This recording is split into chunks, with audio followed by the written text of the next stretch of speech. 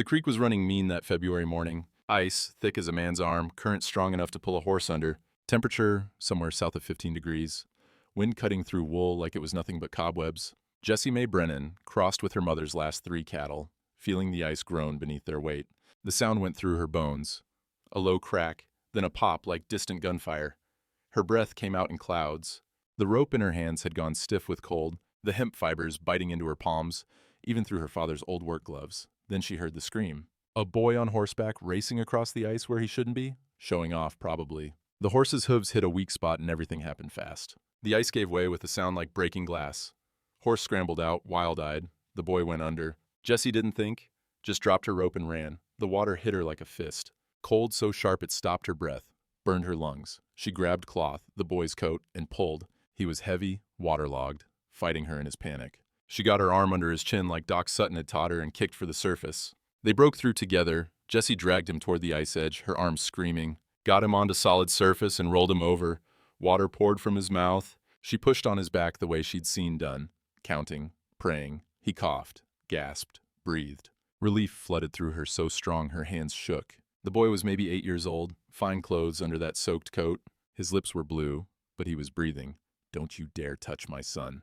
The voice came from behind her, deep and hard as iron. Jessie looked up, water dripping from her braided hair, and saw a tall man in an expensive coat standing over them. His face was carved from stone, eyes dark with something between fury and fear. She'd never seen Bull Garrett in person before, but she knew him. Everyone in the territory knew him. "Sir, He was drowning. "Who gave you permission to touch my son?" Her father's compass fell from her coat pocket onto the snow.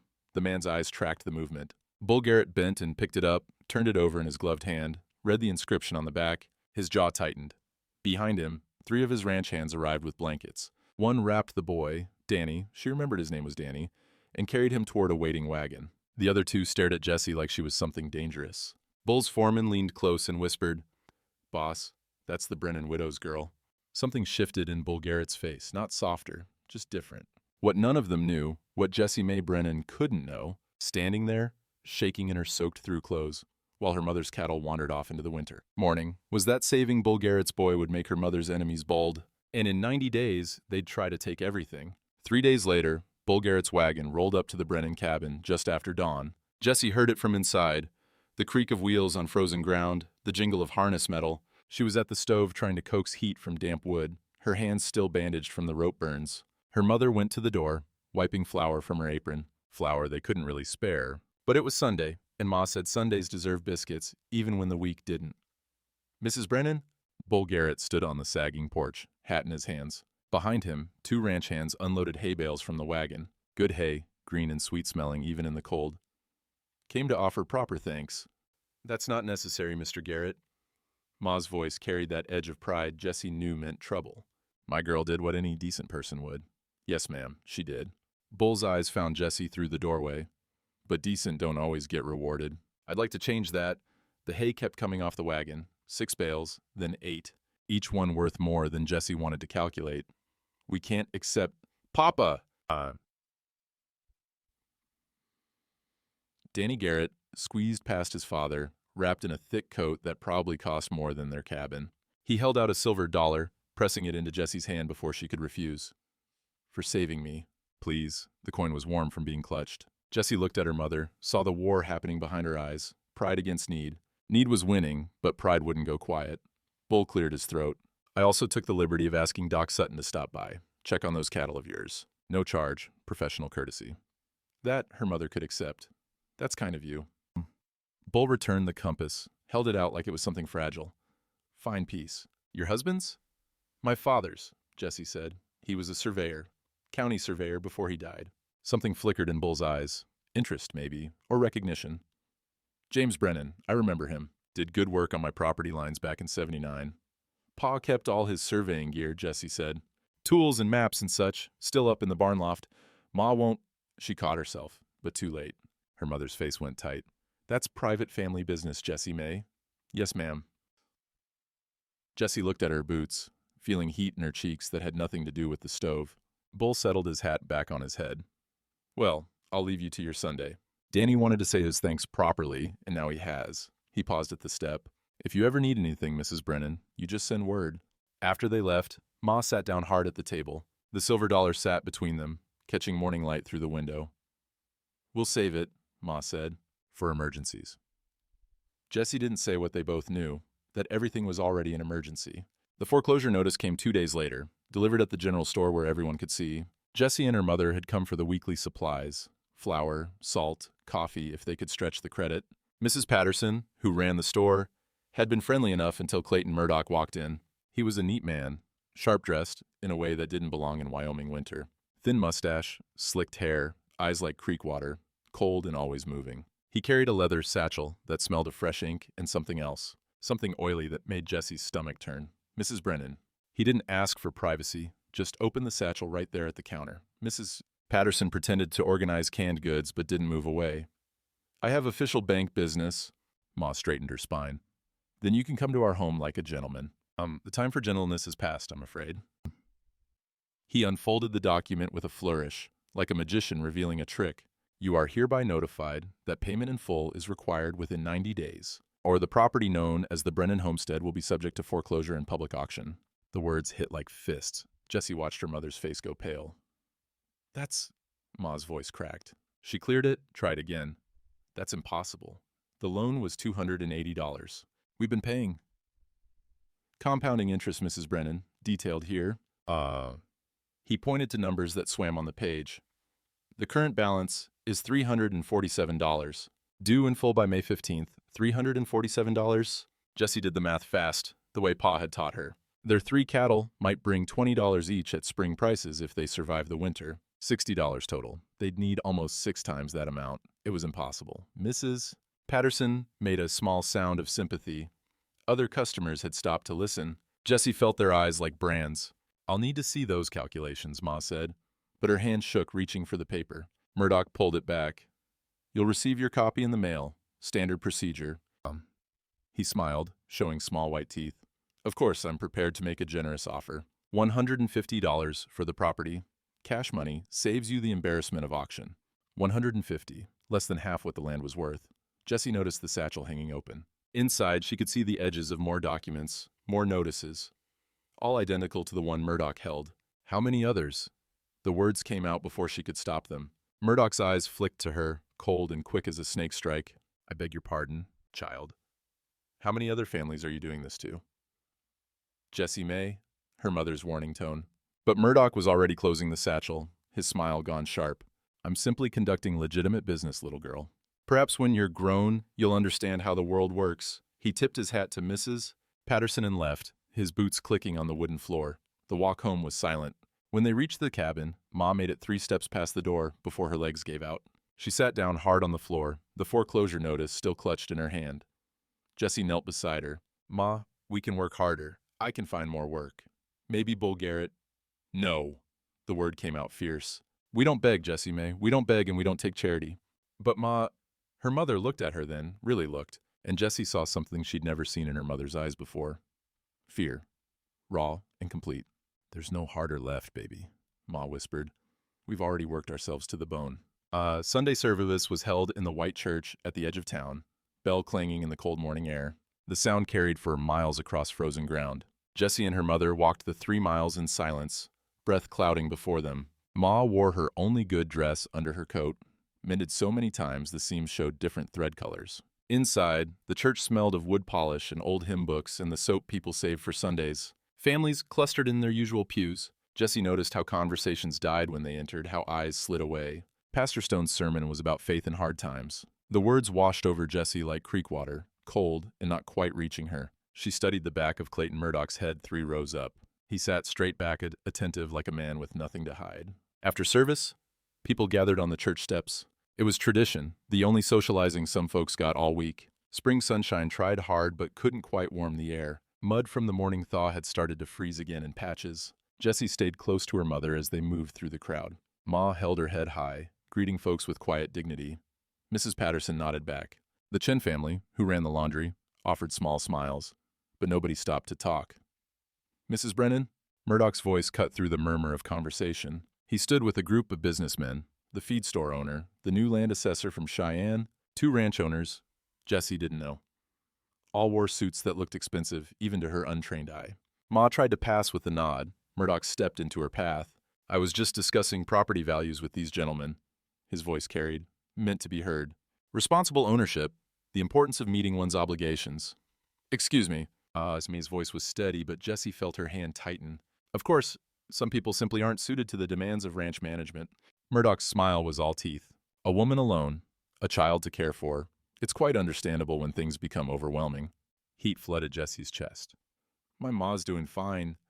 Ma's hand squeezed tighter, a warning. The child seems distressed.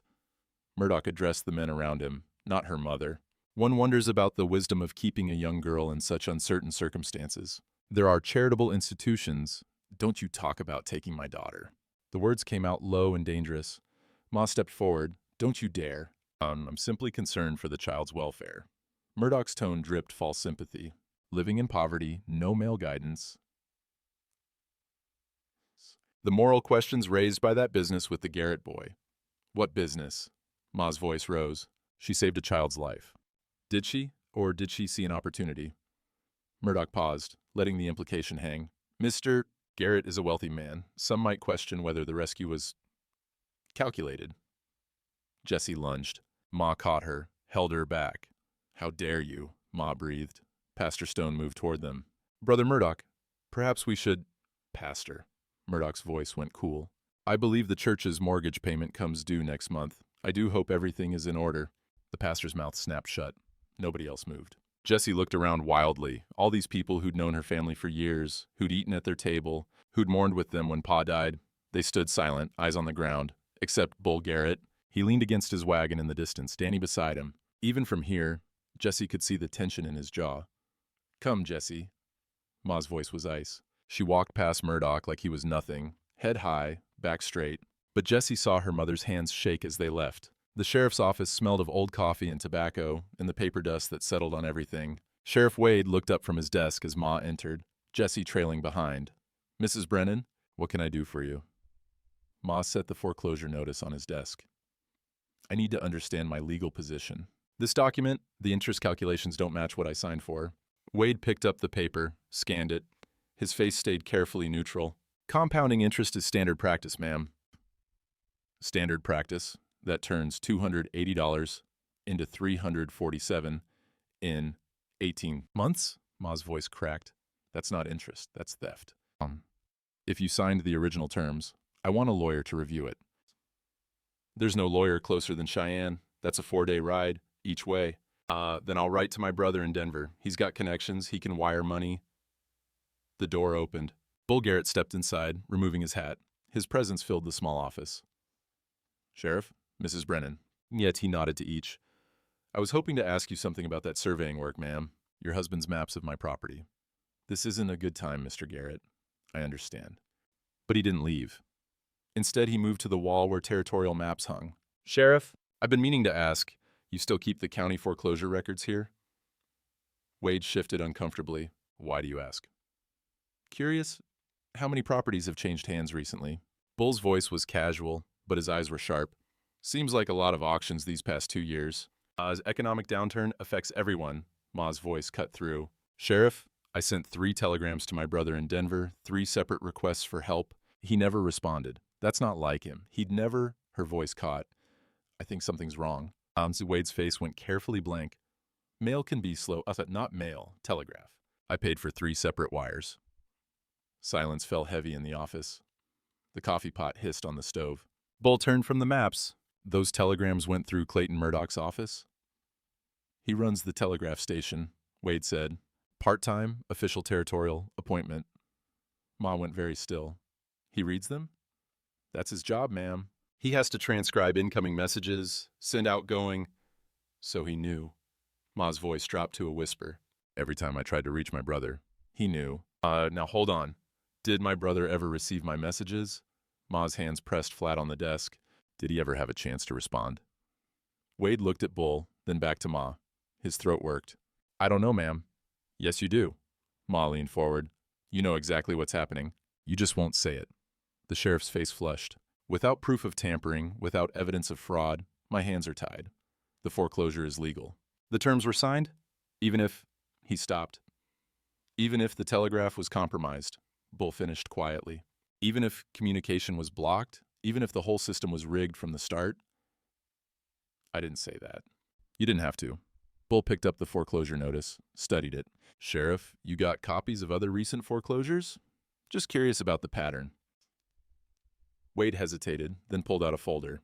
6 documents, all bearing Murdoch's signature. The Parker widow, 81. Bull read aloud. The Chin family, 82. The Morrison Ranch, 82. 2 other widows last year. He looked up. All outsiders, all people with no family nearby. That's just coincidence. Is it? Bull's voice went hard. 6 properties in 2 years, all foreclosed through compounding interest, all bought by Murdoch at a fraction of their value, and all from people who can't get outside help because the only telegraph operator in 50 miles is the same man buying their land. Ma sank into a chair. The fight went out of her all at once. There's no way out. Mrs. Brennan, is there? She looked at Wade with eyes that had given up. Can you stop him? Can anyone? The sheriff's silence was answer enough. Jessie stood by the door, her small hands clenched so tight her nails bit into her palms. She watched her mother break, watched the system close around them like a trap, watched grown men look away because the truth was too dangerous to speak.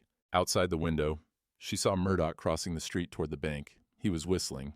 Bull Garrett's study smelled of leather and old paper and the kerosene lamp burning low on his desk. Past midnight, maybe later, he'd sent his household to bed hours ago, but sleep wouldn't come. Not with those foreclosure documents spread across his desk like evidence of a crime nobody would prosecute.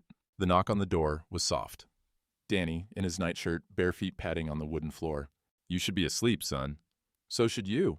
Danny climbed into the chair across the desk. Too small for it, legs dangling. His hair stuck up in the back the way it always did. Are you thinking about Jessie? Bull set down his pen. Among other things. She's going to lose her house, isn't she? No point lying to the boy. Looks that way. But that's not fair. She saved my life. Danny's voice went fierce in that way children had, where fairness still meant something absolute. You always say we help people who help us. You always say that. I do say that. Then why aren't you helping her? Bull looked at his son, 8 years old, righteous as a preacher, believing his father could fix anything. God, he missed that certainty. Sometimes helping means understanding first, Bull said carefully. Understanding what we're really fighting. Mr. Murdoch. It's more complicated than... No, it isn't. Danny leaned forward. He's mean, and he's stealing. And everybody's too scared to stop him. The door opened again. Samuel Two Rivers entered carrying 2 cups of coffee, steam rising. He'd been Bull's foreman for 15 years, worked these lands longer than that. His face showed the years, weathered brown skin, gray threading through his black hair pulled back in a single braid. He moved quiet as snow falling. Boy's not wrong, Samuel said, setting 1 cup at Bull's elbow.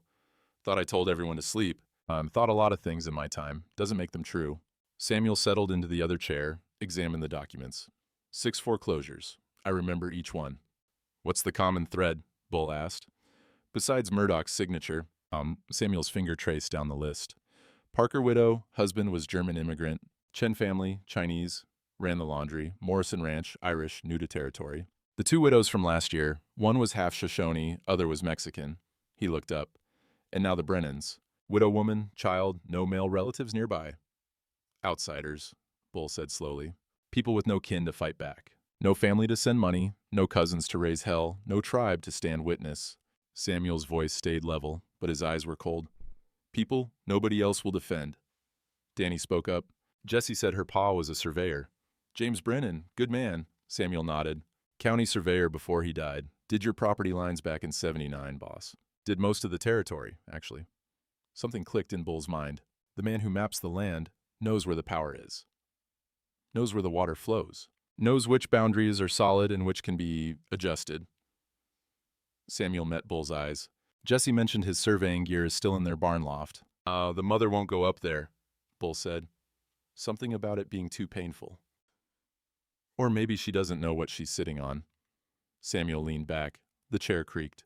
A surveyor's records, those could tell a lot of stories. About property lines, water rights, who owns what, whose deeds are legal and whose might have some questions. Bull picked up his coffee, let the heat warm his hands. Outside, a coyote called. The sound carried lonely across the frozen range. If I go against Murdoch, Bull said quietly, he'll come after my water rights next. He's on the territorial board. He can void my contract, cut off my access to the creek. My cattle won't last one summer. I know. I could lose everything I've built. I know that too. They sat in silence. The lamp flickered. Danny had fallen asleep in his chair, head tilted back, mouth open. Bull looked at his son.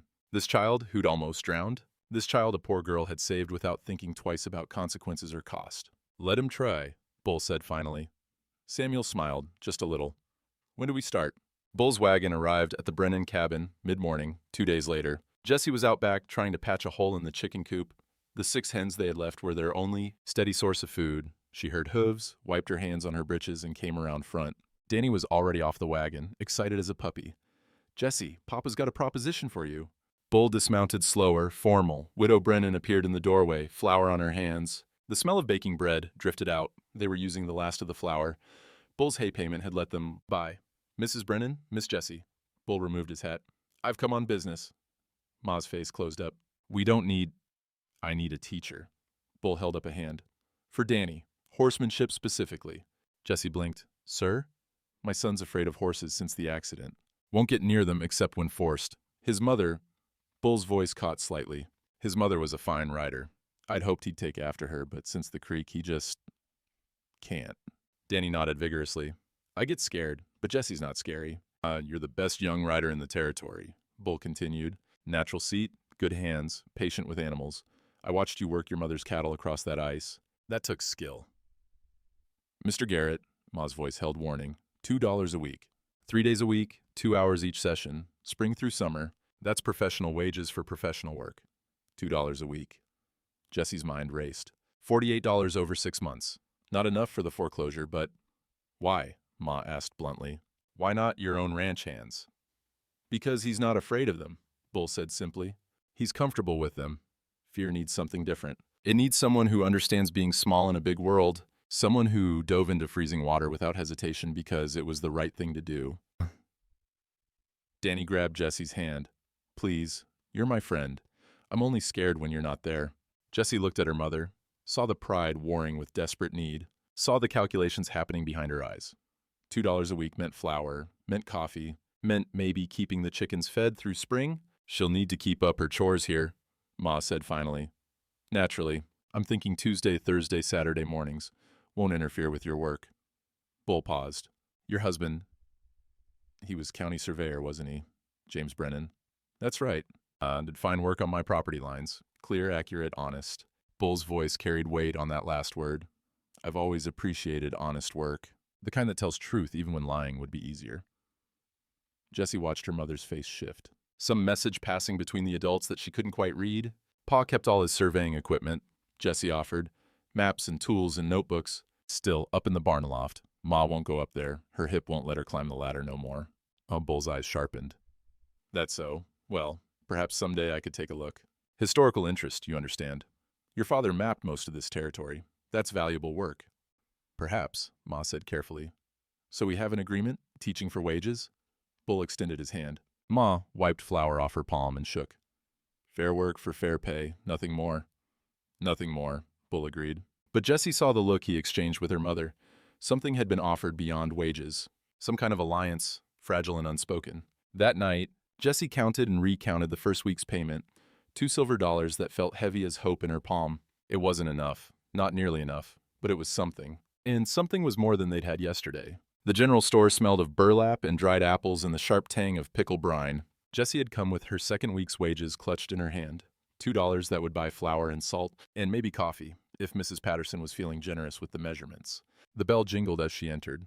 3 women stood at the counter, their conversation stopping mid-sentence when they saw her. Mrs. Patterson looked up from her ledger, then backed down quickly. I need flour, Jessie said. Pounds. That'll be 30 cents. Mrs. Patterson measured it out, checking the scale twice. Making sure not to give an ounce extra, one of the women, Mrs. Hutchins from the feed store, whispered something to her companion. Both looked at Jessie. The whisper was loud enough to hear. Convenient timing, don't you think? Jessie's face burned. She focused on counting out the coins, hands shaking slightly. Young girl like that, alone with a wealthy man's son. Another whisper, meant to carry. Mrs. Brennan always did have ideas above her station. Jessie grabbed the flour sack and fled. Behind her, the women's laughter sounded like crows cawing. Outside, she nearly ran into 3 children from town, 2 boys and a girl, all around her age. The Hutchins boy, Tommy, stepped into her path. Look, it's the gold digger. I'm not my ma says you set the whole thing up. The girl, Sarah Mitchell, wrinkled her nose. Push that Garrett boy in the creek just so you could save him and get money. That's a lie, Jesse's voice cracked. He fell through the ice, Sure you did, Tommy smirked. Everybody knows your ma's desperate. Guess she's teaching you to be desperate too. Catch yourself a rich husband when you're old enough. The flour sack hit the ground. Jesse's fist connected with Tommy's nose before she knew she was swinging. He went down hard, blood streaming. The other children scattered, screaming. Mrs. Hutchins burst from the store, took one look at her son's bloody face, and started shrieking about wild animals and poor raising, and what could you expect from that kind of people? Jessie ran. She made it 3 blocks before Danny Garrett's voice called out behind her. Jessie, wait! She stopped, chest heaving, knuckles scraped raw. Danny caught up, out of breath, his face red with anger. I heard what they said. Tommy Hutchins is a liar, and his ma's worse. Danny, you shouldn't. You saved my life. His voice went fierce, louder than she'd ever heard it. You jumped in freezing water, and you almost died. And anybody who says you did it for money is he searched for a word bad enough, couldn't find it. They're just liars. Your pa won't like you talking to me. Not after this. I don't care. But his eyes were scared. You're my friend. That matters. Behind them, Mrs. Hutchins was gathering an audience, pointing. The story already growing, changing shape, becoming something worse than truth. That night, Ma pulled Jessie from the teaching arrangement. We can't afford it, she said, staring at the wall. But Ma, we need the money. Not at the price of your good name. The confrontation came 2 days later. Jessie had ridden over to return the week's wages, insisted on it despite her mother's protests. She needed Bull Garrett to know they weren't what people were saying. Weren't gold diggers or schemers or anything but poor folk trying to survive. She tied her horse at the hitching post and heard raised voices from inside the main house. The door was open a crack. Spring sunshine tried to warm the porch boards, but the wind still carried winter's bite. I'm simply here in an official capacity, Murdoch's voice, smooth as snake oil. Territorial land board business. On a weekday afternoon, with 2 deputies? Bull's voice, hard as iron. That's not business. That's a threat. Jessie pressed herself against the porch rail, out of sight. Your water rights contract comes up for renewal next month. Papers rustled. The board has some concerns. What concerns? Usage levels, environmental impact? Whether current allocation serves the territory's best interests? Murdoch paused. And of course there's the question of your recent activities. My activities? Interfering with legitimate foreclosure proceedings. Funding resistance to legal debt collection. Employing members of families with outstanding obligations. Each word fell like a hammer blow. The board frowns on such interference. Jessie heard footsteps, heavy boots on wooden floors. Samuel Two Rivers spoke, his voice carrying quiet warning. Boss. Let me be clear, Garrett. Murdoch's tone sharpened. Stop helping the Brennan widow. Stop this investigation you think you're conducting. Stop trying to play savior. Or what? Or the territorial board will review your water rights contract very carefully, and we might discover that your current allocation is excessive. That perhaps your access to Sweetwater Creek should be reduced or eliminated entirely. Silence fell. Jessie's heart pounded so hard she thought they must hear it. You need that creek, Murdoch continued. Your cattle won't survive one summer without it. Your whole operation would collapse. All those ranch hands unemployed. All that investment gone. A pause. Choose, Garrett. Your empire or your conscience? Oh, that's what this is really about, isn't it? Bull's voice went deadly quiet. The Brennan land. You need it specifically. I don't need anything. You do. That property controls something. Something valuable enough that you're willing to threaten the biggest rancher in the territory. Footsteps crossed the room. Jessie imagined Bull moving closer, towering over the smaller man. What is it? What's on that land that you need so badly? Murdoch's voice lost its smooth edge. The Brennan parcel has the primary water rights allocation for Sweetwater Creek headwaters, the original territorial grant. Every downstream property, including yours, Garrett, traces their access back to that deed. Jessie's breath caught. With that deed, I control water access for 6 ranches, Murdoch continued, confidence returning now that his cards were on the table, including yours. I can regulate flow, charge fees, restrict usage. It's all legal under territorial consolidation laws. Big ranches, modern management, efficient resource distribution. His voice turned cold. Or I can sell access rights to whoever meets my price. Maybe someone back east who wants to develop this territory properly. You're building a water empire. I'm ensuring progress. Papers snapped closed. The Brennans can't keep that land. They can't afford the foreclosure, and they can't work the property, even if they could. It's simple economics. It's theft. It's business. Murdoch's boots clicked toward the door. You have until May 15th to decide what matters more, your ranch or your principles. But understand this, Garrett. Help the widow, and you'll lose everything. Your water access, your livelihood, everything you've built. The door opened fully. Murdoch stepped onto the porch and stopped dead, seeing Jesse pressed against the rail. His face went through several expressions: surprise, calculation, then something like satisfaction. Well, the child herself. Come to collect your wages. His smile was all teeth. I hope you were listening, little girl. I hope you understand what your presence is costing people. And he descended the steps, his deputies following. They mounted their horses and rode off, hoofbeats fading into distance. Jessie stood frozen. Behind her, she heard Bull and Samuel emerge onto the porch. How much did you hear? Bull asked quietly. All of it. Bull's hand fell heavy on her shoulder, not unkind, but tired, so tired. Jessie, I'll tell Ma we can't take your help no more. The words came out steady, but her eyes burned. I won't let you lose your ranch because of us. That's not your decision to make. Yes, it is. And she turned to face him. You got Danny to think about. All your ranch hands and their families. You can't throw that away for us. We're nobody. You're not.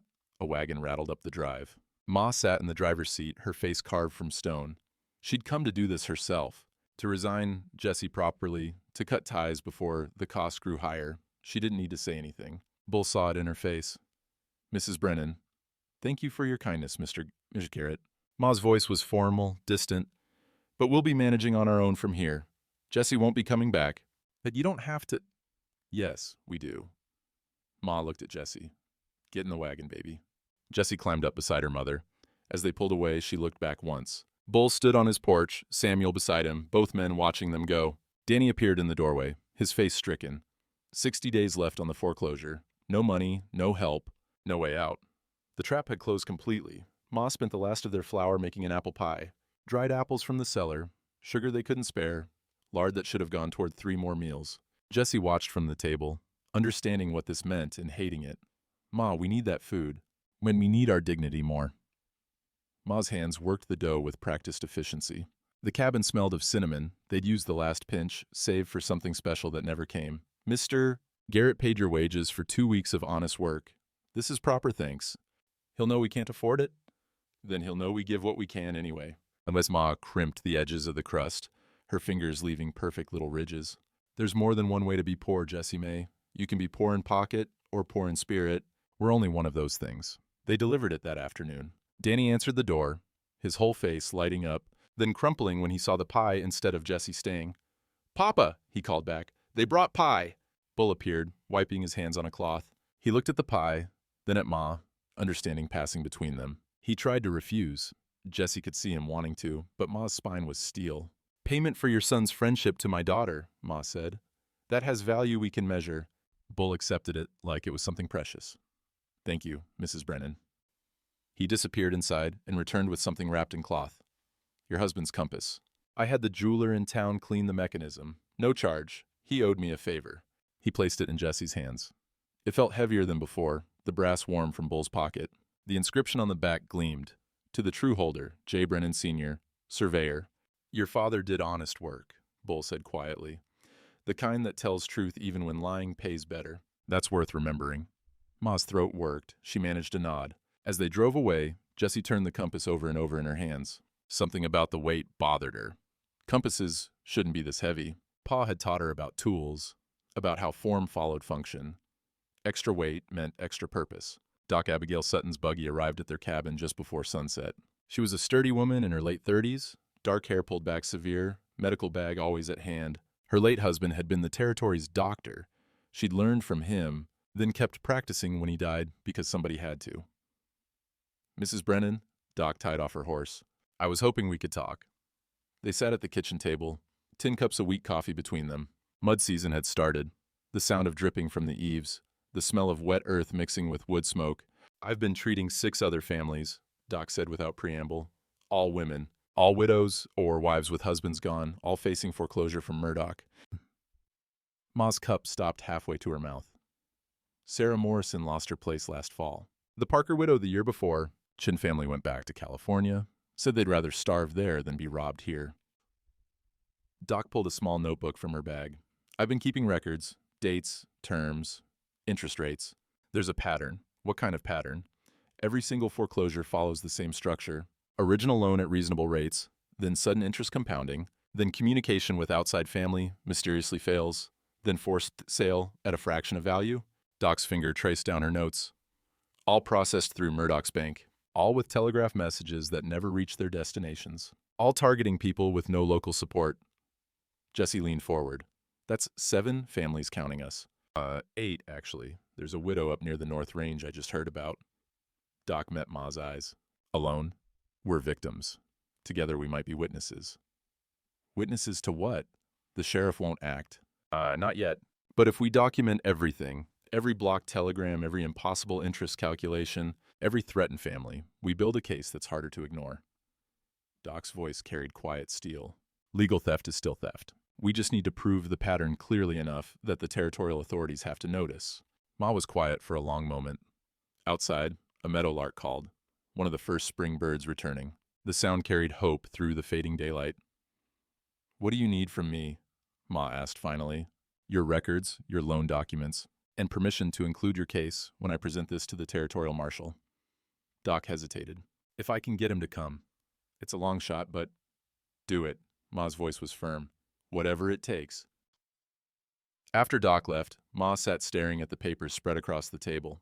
Jesse noticed her hands weren't shaking anymore. Something had shifted, from isolated desperation to shared purpose. Ma, are we going to fight? We're going to try, baby. Ma gathered the documents carefully. That's all we can do. Try and hope it's enough. Jesse found Samuel 2 Rivers in Bull's barn that evening, mending tack by lantern light. The leather smelled of oil and use, the good smell of things being cared for. Outside, the last light faded from purple to black. Shouldn't you be home? He asked without looking up.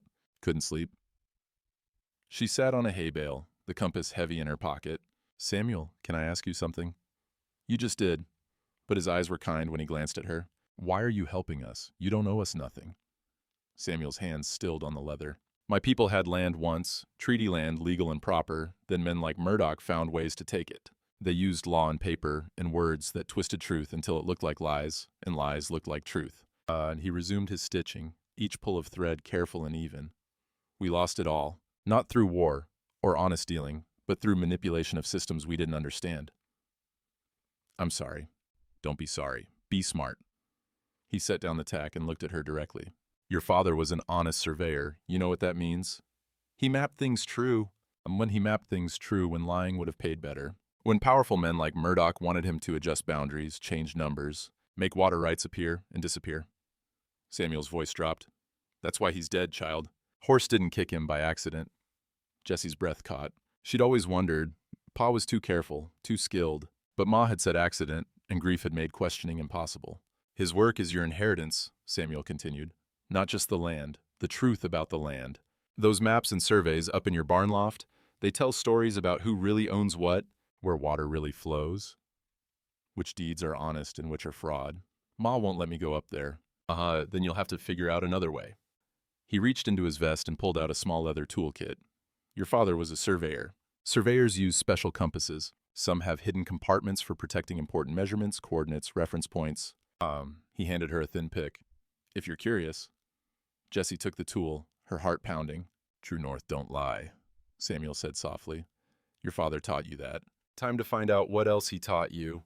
45 days left when Murdoch came to the cabin with his revised offer. He arrived mid-morning with Sheriff Wade trailing behind like an uncomfortable shadow. Spring mud sucked at their boots as they crossed the yard. The sound of snowmelt dripping from the roof had become constant. Tick, tick, tick against the rain barrel. Mrs. Brennan. Murdoch removed his hat, all false courtesy. The smell of his pomade carried on the warming air, something chemical and sweet that made Jessie's nose wrinkle. I've reconsidered your situation. I'd like to make a more generous offer. Ma stood in the doorway, blocking entry. The answer's still no. $200, cash money, today. He pulled papers from his satchel. That's $50 more than my original offer. Very generous, given your circumstances.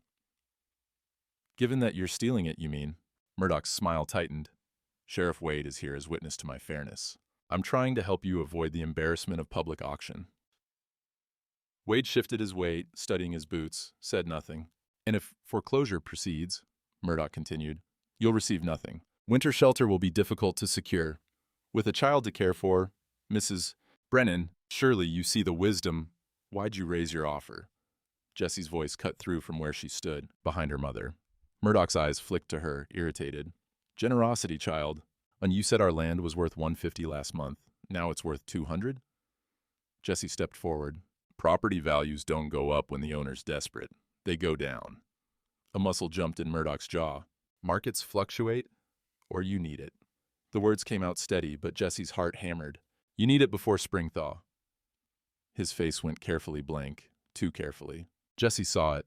The flash of anger quickly smothered, the way his fingers tightened on the papers, the sheen of sweat on his upper lip despite the cool morning. He was nervous. Little girl, you don't understand business. I understand you're sweating. Jessie pointed. And you keep looking at Pa's compass on the table. Why? Murdoch's eyes did dart to the compass. Just for a second. Just long enough. Ma saw it too. Her hand found Jessie's shoulder, squeezed once. A message. You're onto something. My offer stands until sundown, Murdoch said, recovering. After that, we proceed with foreclosure. Good day. He turned and left, Wade following. They watched from the window as the men rode off. Murdoch's back was rigid, his shoulders tight. He needs something on our land, Ma said slowly. Something he can't get any other way. Jessie pulled the compass from her pocket, turned it over. Used the pick Samuel had given her to probe the back edge. Something clicked. The back panel slid open. Inside, rolled tight as a cigarette, was a thin strip of paper. Jessie unrolled it with shaking fingers. Her father's handwriting, tiny and precise. Barn loft, beam number 7. Coordinates, 41.3 to Juan, 106.8 to J-Row. Tell Jessie, true north don't lie. Doc Sutton arrived within the hour. Ma had sent word the moment they found the message. Together, they went to the barn, lantern light cutting through dusty shadows. The smell of old hay and leather and mouse nests filled Jessie's nose. The loft ladder creaked under their weight. Ma couldn't climb. Her hip wouldn't take it, so she watched from below while Jessie and Doc ascended. Beam 7 was marked with a surveyor's notch. Behind it, wrapped in oilcloth and wedged into the space between beam and roof, was her father's saddlebag. Jessie pulled it free. The leather was stiff but intact, the smell of old tobacco and ink rising when she opened it. Inside, a leather document case. 3 surveyor's notebooks filled with her father's neat notations, and a rolled deed sealed with red wax bearing the territorial seal. Bring it down, Ma called, voice tight. They spread everything on the workbench. Doc held the lantern close while Ma's fingers traced the deed's formal script. Brennan, parcel, primary, water access allocation, Sweetwater Creek headwaters. Original territorial grant, 1868, all downstream water rights subject to primary allocation holders' approval. Ma's hand went to her mouth. The notebooks told the rest, entry after entry in Pa's careful hand. C. Murdoch requested alteration of Chin property boundary, refused. Murdoch, demanding I adjust upstream markers, threatens consequences if I report to territorial office. He wants control of primary water allocation. Without it, his acquired properties have no guaranteed access. Must protect survey integrity. The last entry dated the day before Pa died. Murdoch's threats escalating, hidden proof. Jessie will understand the compass when old enough. She's smart like her mother. She'll know what to do. If something happens to me, this survey shows the truth. His 6 acquired properties all depend on falsified boundaries. The Brennan deed controls everything. Protect it. J.B. He knew, Ma whispered. He knew Murdoch would come for us eventually. Hoofbeats outside. Bull Garrett dismounted, Samuel behind him. Doc had sent word. Bull entered the barn, took one look at the spread documents, and went very still. He picked up the territorial deed, read it twice, then examined the survey notebooks. This isn't just your property deed, he said slowly. This is the master water rights document. Every downstream claim, mine included, traces back to this allocation. He looked up, his face grave. With this, you don't just prove ownership, you control water access for every ranch, from here to the territorial line. Including the 6 properties Murdoch fraudulently acquired, Doc added. Their deeds are worthless without access through your primary allocation. Bull set down the papers carefully. This is why he's desperate. Spring thaw is coming. Water flows return. Without legal access through your deed, his entire scheme collapses. Samuel pointed to a notation in one notebook. Your father documented every falsified boundary. Dates, coordinates, what Murdoch demanded versus what the truth showed. This is evidence of systematic fraud.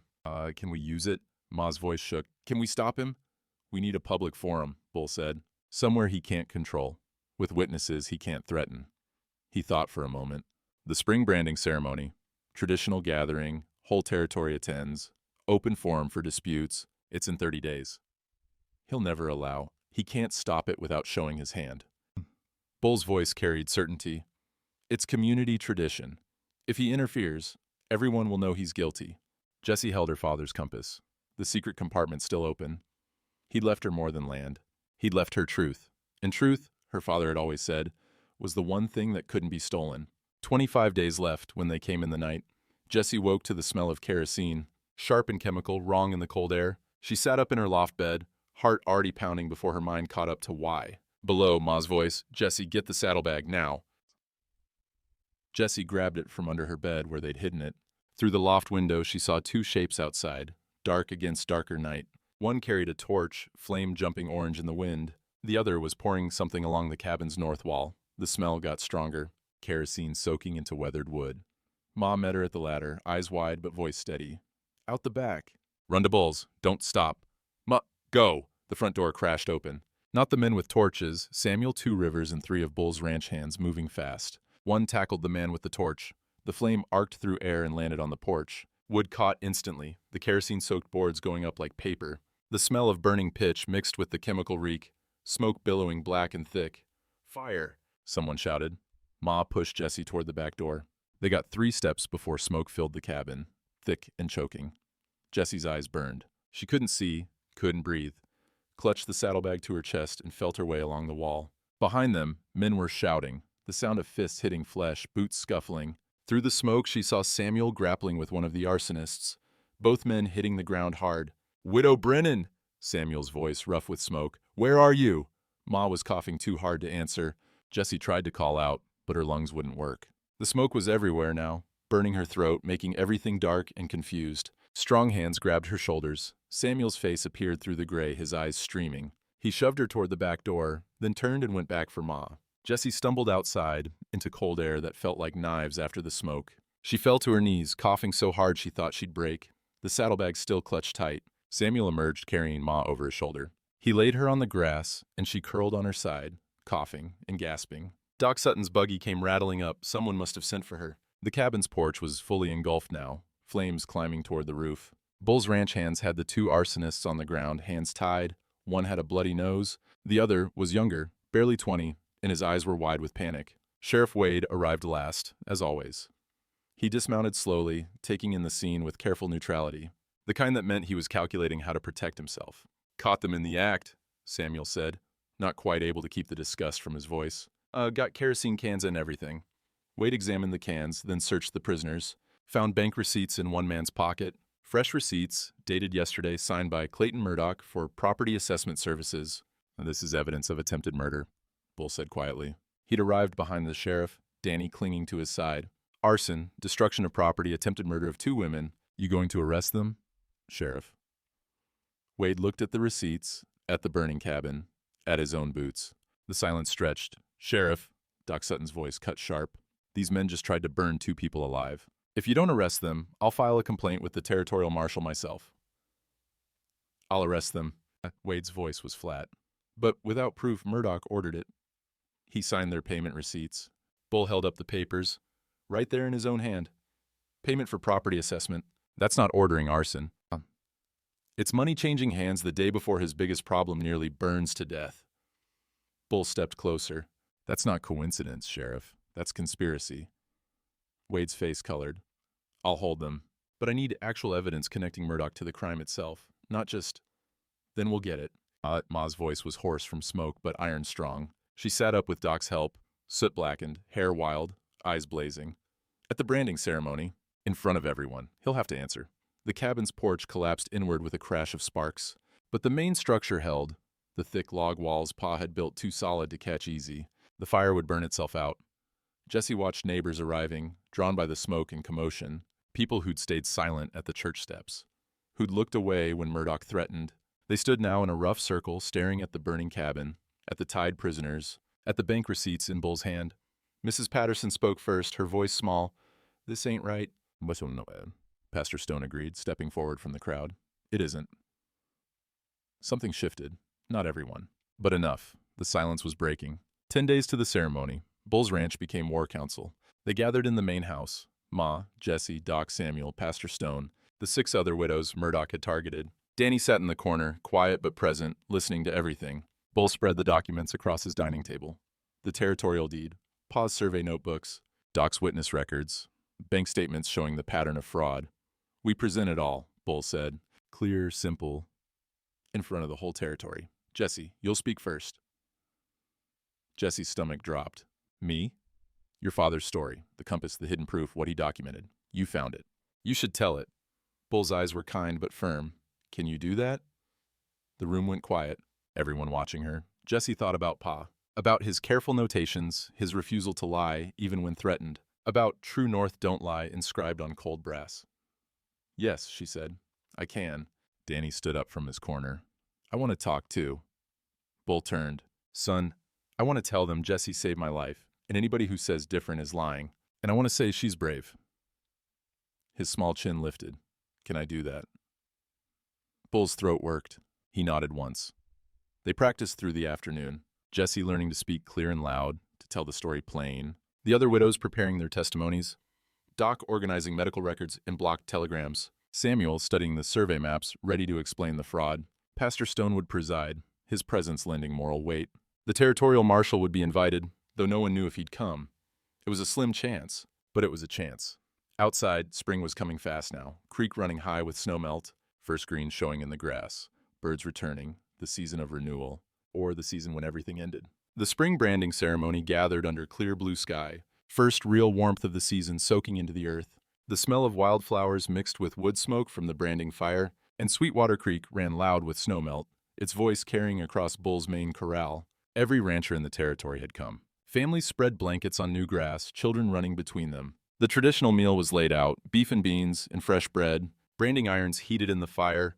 Waiting for the season's marking to begin, Clayton Murdoch stood with his supporters near the main house, confident in his expensive suit. He'd tried to stop the ceremony, Bull had told her, claimed scheduling conflicts, suggested postponement, but tradition was tradition, and the whole territory had arrived, expecting it. Jessie stood with Ma and Doc near the corral fence, her father's compass heavy in her pocket. Her hands wouldn't stop shaking. Bull climbed onto a wagon bed, his voice carrying across the crowd. Before we brand this season's stock, we got another matter of marking truth from falsehood. The crowd quieted. Jessie saw confusion on some faces, understanding on others, those who'd guessed what was coming. We got a tradition here, Bull continued. Honest work, honest claiming, honest marking. But when a man uses false marks, steals what ain't his, the community's got a duty. Murdoch stepped forward, still confident. If you're accusing me, Garrett, do it proper. With law and witnesses. That's exactly what we're doing, Bull gestured. Territorial Marshal Collins, you want to step forward? A tall man in a long coat separated from the crowd. Jesse hadn't seen him arrive. He'd been there all along, just another rancher in the gathering. The territorial seal gleamed on his vest. Murdoch's confidence cracked. Just for a second, just enough. I'm here to witness testimony regarding land fraud and attempted murder, the marshal said. His voice carried authority that Sheriff Wade's never had. Proceed. Bull helped Jessie onto the wagon bed. Her legs felt like water, but she made them work. The whole territory stared up at her. All these people who'd whispered about her, who'd believed Murdoch's lies, who'd stayed silent when silence meant death. She pulled out the compass. My pa was county surveyor, she began. Her voice cracked. She cleared her throat, started again. He was honest. When Mr. Murdoch wanted him to change property lines, to make water rights disappear and reappear wherever it suited, Pa refused. And she told him about the compass inscription, about finding the hidden message, about the saddlebag in the barn loft, about her father's notebooks, documenting every time Murdoch demanded fraud, every refusal, every threat. Pa died the day after he wrote his last entry, Jessie said.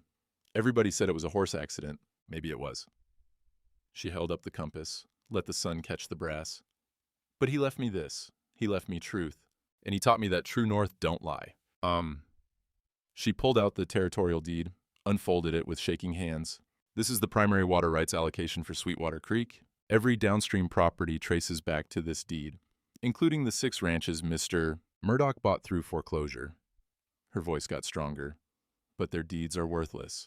Because the boundaries they claim are fraud. My pa documented it all. Doc Sutton climbed up next, presenting her records. 8 widows, all targeted within 2 years, all with blocked telegrams, impossible interest rates, forced sales. The pattern laid bare. The 6 other widows spoke briefly, voices shaking but determined. He took my land. He threatened my children. He said the law was on his side. Samuel spread the survey maps across a table, showing how Murdoch's claimed boundaries contradicted official records, showing water flow that couldn't reach properties he claimed had access. Fraud documented in Pa's careful notations. Danny climbed onto the wagon bed without help, small and fierce. Jessie saved my life, he said, voice carrying clear in the morning air. She didn't ask for anything. She's brave and good, and anybody who says she's a gold digger is a liar. He pointed at Murdoch. That man says bad things about good people because he wants to steal from them. The crowd stirred, murmurs growing. Bull presented bank records, falsified interest calculations, forged signatures, the gambling debts that explained motive, the receipts from Murdoch's hired arsonists, his signature clear as day. All documented, Bull finished. All witnessed, all true. Marshal Collins stepped forward. Mr. Murdoch, I've been investigating a land fraud ring operating across 3 territories for 2 years. Your name appeared in connection with schemes in Colorado and Montana. This evidence, he gestured to the spread documents, completes our case. Murdoch went pale. I have rights. You have the right to remain silent. The marshal nodded to 2 deputies who'd been waiting in the crowd. Clayton Murdoch, you're under arrest for fraud, conspiracy, attempted murder, and corruption of public office. Murdoch tried to run. The crowd formed a wall, men and women both, blocking every exit. He stood trapped in the center, his empire crumbling around him. Sheriff Wade stepped forward, face red with shame. I should have acted sooner. I'm acting now. The deputies took Murdoch's arms. As they led him away, he twisted back, eyes finding Jessie. For a moment, she saw everything in his face. Rage, fear, disbelief that a child had destroyed him. Then he was gone, pushed into a wagon, driven toward the territorial jail. The crowd erupted, cheering, crying, embracing. The 6 widows held each other, sobbing with relief. Pastor Stone's voice rose in impromptu prayer. Marshal Collins raised his hand for quiet. All foreclosures processed through Murdoch's bank will be reviewed. Fraudulent claims will be reversed. Properties will be returned to rightful owners. He looked at Jessie. Young lady, your father's records will serve as evidence.